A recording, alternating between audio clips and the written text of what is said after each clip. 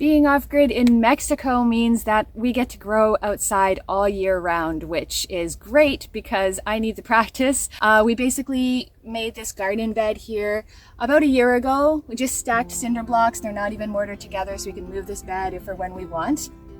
And I put a lot of plants in about 7 months ago, and they're surviving, but they're not thriving. But basically, in the summer, you have to put a shade cloth over the garden or the plants are just going to get cooked. The sun is so strong. Now that it's the end of November, I'm going to be taking this shade cloth down pretty soon and putting a bunch of new stuff into the garden bed and starting basically a new growing season. So what you see here is a lot of moringa, which I love. That's a superfood that I've been really excited to be growing and harvesting here. I grew this all from seed.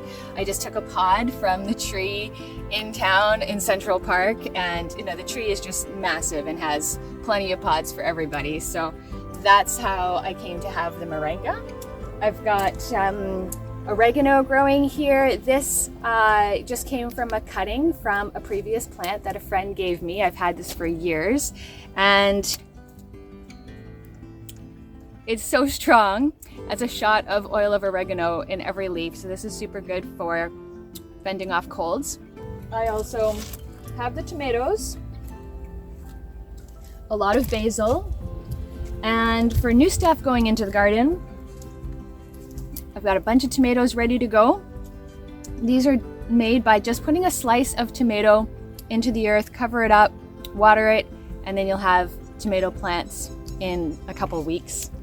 I've also been pretty excited about the sweet potato greens I've been growing. That happened by a happy accident. The sweet potato under my kitchen counter started growing beautiful vines of purple leaves, and I YouTubed it and found out that they are really good for you. And the beautiful thing is too, because I've been harvesting them really hard, you can just cut the ends off the vines and they will grow roots, no problem, super easy.